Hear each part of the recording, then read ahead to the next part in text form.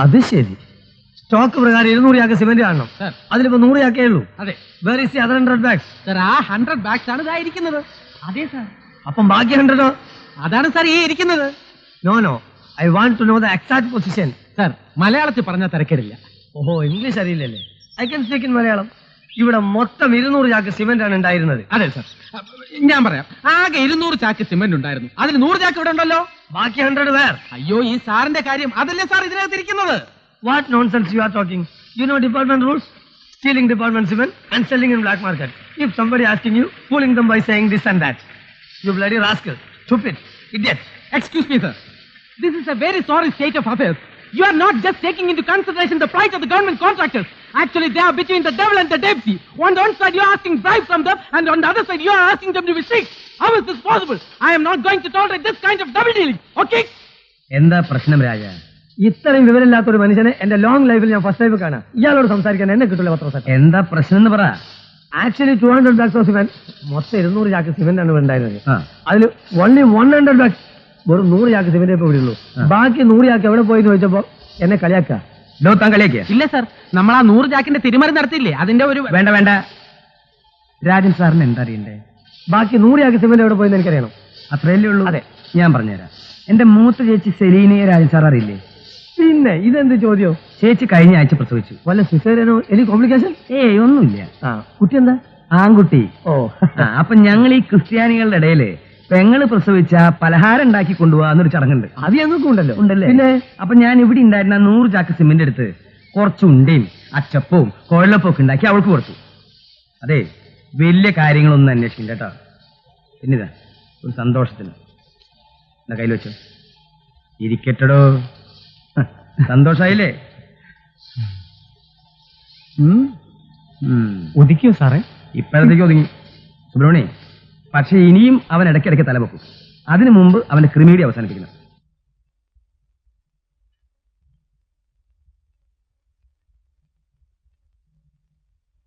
അല്ല, ചേട്ടൻ എന്താ ആലോചിക്കണേ? അല്ല, നിങ്ങൾ പറഞ്ഞ ആ രാജനെ ഏത് രീതിയിൽ കൈകാര്യം ചെയ്യണം, എന്റെ മരുമകനോട് അതെങ്ങനെ അവതരിപ്പിക്കണം, അതിനെന്ത് ചെലവ് വരും എന്നതിനെ കുറിച്ചൊക്കെ ആലോചിക്കുകയായിരുന്നു. എന്ത് ചെലവായാലും സാരില്ല, അവന് ഒതുക്കണം. ഒതുക്കണമെന്ന് പറഞ്ഞാൽ ശരിക്കും ഒതുക്കണം. അത്രയ്ക്ക് ശല്യം അവനെ കൊണ്ട് ചേട്ടാ. അല്ല സാറേ, പക്ഷെ ഒരു കാര്യം, അവനെ കോടതി ശിക്ഷിച്ചതുകൊണ്ട് എനിക്കൊരു പ്രയോജനമില്ല. പിന്നെ അവൻ എന്റെ കാലിൽ വീഴണം, കുരുക്കിൽ നിന്നും രക്ഷപ്പെടുത്തണേന്ന് നിലവിളിച്ചുകൊണ്ട്.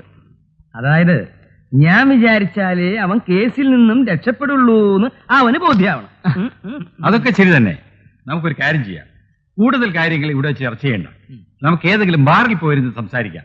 എങ്ങോട്ട് വേണമെങ്കിലും കെട്ടിയെടുക്കും. എന്താ? അല്ല, എവിടെ വേണമെങ്കിലും പോകാന്ന് പറയായിരുന്നു സാർ. ഏതായാലും ഇതോടുകൂടി അവനെ ഒതുക്കണം. ഡെഫിനറ്റ്ലി. ഞാൻ ഏറ്റു പത്രോസ്.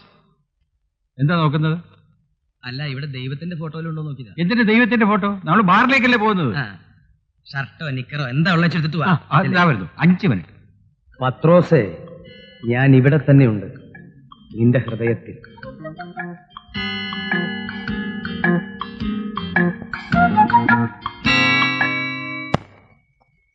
നമസ്കാരം. This is banana fry. Banana fry, പഴംപൊരി. പഴംപൊരിയോ? താനാരാ? I am supervisor Rajan sir. സാറോ? അതെ, പത്രോസോട്ടം വരെ എന്നെ അങ്ങനെയാണ് വിളിക്കാറ്. താനെന്തിനാ വന്നേ? To see mister Pathros. മലയാളത്തിൽ പറയടോ. എന്റെ പൊന്നു ചേച്ചി, എന്റെ വീട് റെയ്ഡ് ചെയ്ത് പോലീസുകാരുള്ള സാധനങ്ങളെല്ലാം എടുത്തോണ്ട് പോയി. എന്തിനാ തന്റെ വീട് റെയ്ഡ് ചെയ്തേ? അത് പിന്നെ എനിക്കൊരു സ്വഭാവമുണ്ട്. ഈ സർക്കാരിന് കിട്ടുന്ന ശമ്പളം കൊണ്ട് എനിക്കൊന്നും മതിയാവുന്നില്ല. അപ്പൊ പിന്നെ അല്ലറ ചില്ലറ വേലകളൊക്കെ ഒപ്പിച്ച് ഞാൻ സംതിങ് ഉണ്ടാക്കുവേ. അപ്പൊ പിന്നെ റെയ്ഡ് ചെയ്യില്ല, തനിക്കൊരു ഉമ്മ തരാൻ പറ്റുമോ? കയറാടോ. അതാ വരുന്നുണ്ട്, നേരിട്ട് പറഞ്ഞേക്ക്. ഏതായാലും താൻ കൊണ്ടുവന്നേ ഞാനേക്ക്.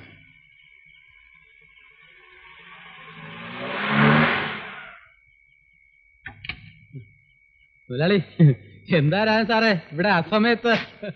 പത്രോസ് സാറേ, ഞാനൊരു ആപത്തിപ്പെട്ടിരിക്കുക. സാർ എന്നെ രക്ഷിക്കണം. പത്രോസ് സാറോ?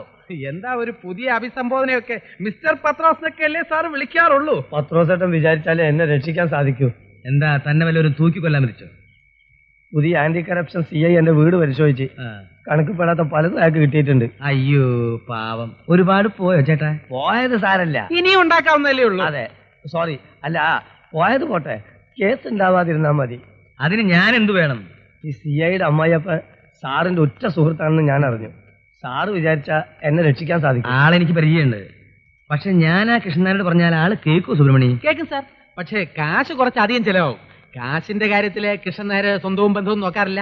അത് സാരില്ല, കാശല്ലേ പോവുള്ളൂ. വേണ്ടി വന്ന വീടോ പറമ്പോ എന്ത് വേണമെങ്കിലും വിൽക്കാൻ ആയി തയ്യാറാണല്ലോ. പക്ഷെ കേസിൽ നിന്ന് രക്ഷപ്പെടണം, അത്രയേ ഉള്ളൂ രാജ. അല്ലേ അല്ലേ അല്ലേ? അതെ അതെ അതെ. ആ രാജൻ പോയിക്കോ. ആ സുബ്രഹ്മണി പിന്നെ രാജ, നാളെ സൈറ്റിൽ കോൺക്രീറ്റ് ആണ്. അതെ, അല്പം സിമെന്റും കമ്പിയൊക്കെ കുറഞ്ഞെന്ന് വരും. സാറൊന്ന് കണ്ണടച്ചേക്കണം. വേണ്ട, കുറച്ചു കാലത്തേക്ക് ഞാൻ സൈറ്റിലേക്ക് വരുന്നേ ഇല്ല. അത് മതി, പോരെ? മതി മതി. സുബ്രഹ്മണി, എങ്ങനെയുണ്ട് ഞാൻ വെച്ച കെണി? നന്നായി. പത്രോസെ, സൂചിക്കുഴയിലൂടെ ഒരു പക്ഷേ ഒട്ടകം കടന്നേക്കും. നിന്റെ കാര്യം വളരെ കഷ്ടമാണ്. എനിക്ക് വയ്യേ. എന്തു പറ്റി സാർ? സുബ്രഹ്മണി, നീ ഒരു കാര്യം, ഇതെവിടെങ്കിലും കാണാത്ത സ്ഥലത്തുകൊണ്ട് വെച്ചു. എന്തു പറ്റി സാർ? കൊണ്ടുപോടോ.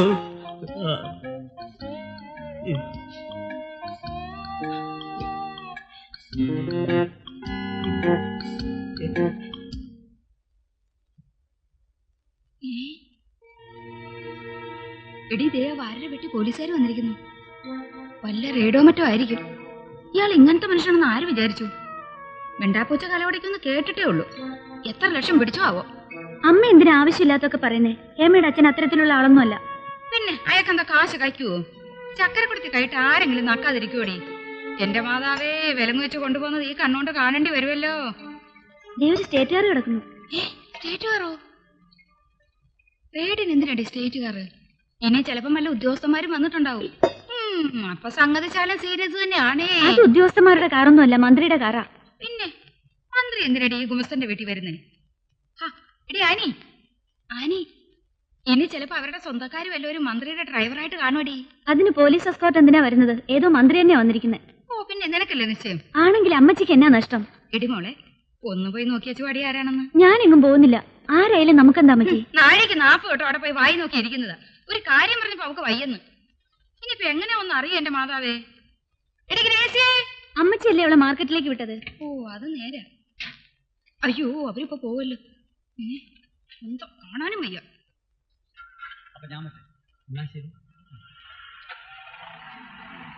അയ്യോ അറസ്റ്റ് നടന്നില്ലേ?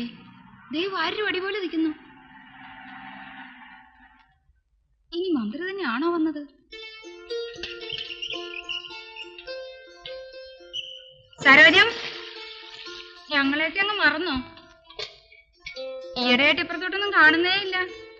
പ്രത്യേകിച്ച് കാര്യമൊന്നും ഇല്ലാഞ്ഞിട്ടാ വരാത്തെ, അല്ലാതെ മറന്നിട്ടൊന്നുമല്ല. സ്റ്റേറ്റുകാർ ഓടിക്കുന്ന ഡ്രൈവർമാരാരെങ്കിലും നിങ്ങളുടെ സ്വന്തക്കാരായിട്ടുണ്ടോ സരോജം? ഇല്ലല്ലോ.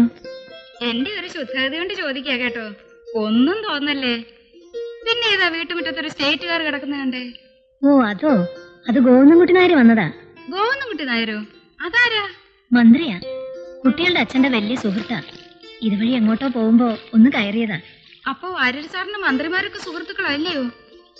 ആ നിങ്ങളുടെയൊക്കെ ഭാഗ്യം. ഇതിലൊക്കെ എന്ത് ഭാഗ്യമായിരിക്കുന്നു മേരിക്കുട്ടി. ഗോവിന്ദൻകുട്ടിയുടെ വകുപ്പ് ഏതാ? എനിക്കറിയില്ല, വേണമെങ്കിൽ ചോദിച്ചിട്ട് പറയാം. ഓ വേണ്ട, ഞാൻ വെറുതെ ചോദിച്ചെന്നേ ഉള്ളൂ. കേട്ടോ സരോജം, കഴിഞ്ഞ മാസം ഞാൻ എന്റെ വീട്ടിൽ ചെന്നപ്പം അവിടെ 3 മന്ത്രിമാരുണ്ട് അത്താഴത്തിന്.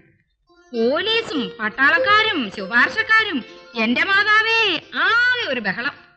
ആനയുടെ അപ്പച്ചനെ ഈ മന്ത്രി MLA പോലീസ് എന്നൊക്കെ പറഞ്ഞ ഭ്രാന്ത് പിടിക്കും. അത് പിന്നെ എനിക്കറിയില്ലേ. എന്നാ വരട്ടെ, പിള്ളേരുടെ അപ്പച്ചൻ ഇപ്പൊ വരും.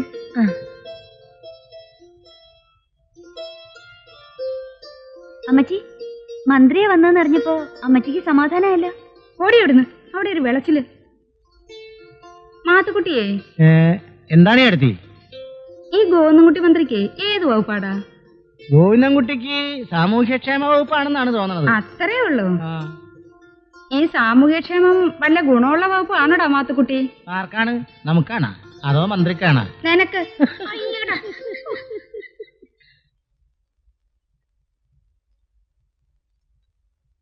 പത്രോസേട്ടനാ? ഞാനാ, ചന്ദ്രൻ. എന്റെ ഫൈനൽ ബിൽ സ്വാമിയുടെ ടേബിളിൽ നിന്നും പാസ്സായി ശങ്കരവാര്യരുടെ ടേബിളിൽ എത്തിയിട്ടുണ്ട്. താൻ ആ വാര്യരെ കണ്ടോ? കണ്ടു.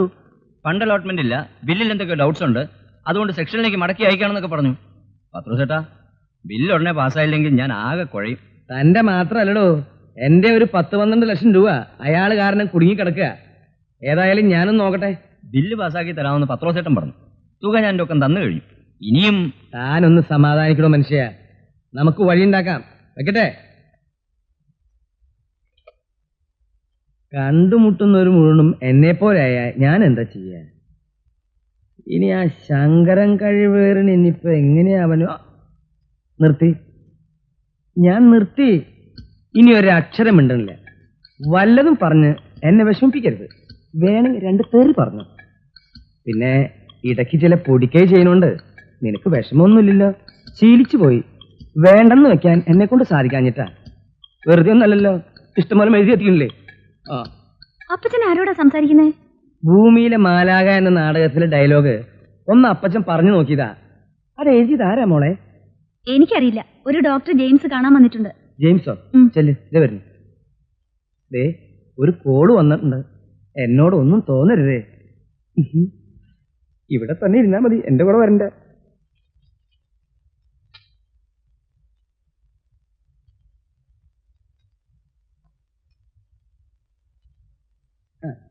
നമസ്കാരം. നമസ്കാരം. എന്താ ഡോക്ടറെ? എന്റെ ട്രാൻസ്ഫറിന്റെ കാര്യത്തിന് വേണ്ടി ഞാൻ ഇന്നലെ തിരുവനന്തപുരത്ത് പോയിരുന്നു. അവിടെ എല്ലാം ശരിയായി. ഇനി ഇവിടുത്തെ DMOയുടെ നോ ഒബ്ജക്ഷൻ സർട്ടിഫിക്കറ്റോടെ കിട്ടിയാൽ ഞാൻ രക്ഷപ്പെട്ടു. ഡോക്ടർ എങ്ങോട്ടാ ട്രാൻസ്ഫർ ഉദ്ദേശിക്കുന്നത്? തൃശ്ശൂർ ടൗണിലേക്ക്. ഇഷ്ടം പോലെ പ്രൈവറ്റ് പ്രാക്ടീസ് കിട്ടൂല്ലേ? പത്രോസേട്ടൻ DMOയോടൊന്ന് പറയണം. പറയാം. അവരിതിലൊന്നും വീഴില്ല, അതാ പ്രശ്നം. ഞാൻ വേറെ എന്തെങ്കിലും വഴിയുണ്ടോന്ന് ആലോചിക്കട്ടെ. പിന്നെ ഞാനിന്ന് സെയിൽ ടാക്സ് ഓഫീസർക്ക് വേണ്ടി പറഞ്ഞു വെച്ച മോന്റെ ആ കവലയിലുള്ള സ്ഥലം വേറെ ആരും കൊടുത്തിട്ടില്ലല്ലോ? ഇല്ല, കൊടുത്തിട്ടില്ല. ആ സ്ഥലത്തിന് മോൻ പറഞ്ഞ വില അല്പം കൂടുതലാണെന്ന് ഓഫീസർ പറഞ്ഞത്. അതൊക്കെ നമുക്ക് അഡ്ജസ്റ്റ് ചെയ്യാൻ പത്രോസേട്ടാ. ഇതൊന്ന് വേഗം ശരിയാക്കി താ. കാര്യം ഞാൻ ഏറ്റു. മോൻ ധൈര്യമായിട്ട് പോയിക്കോ.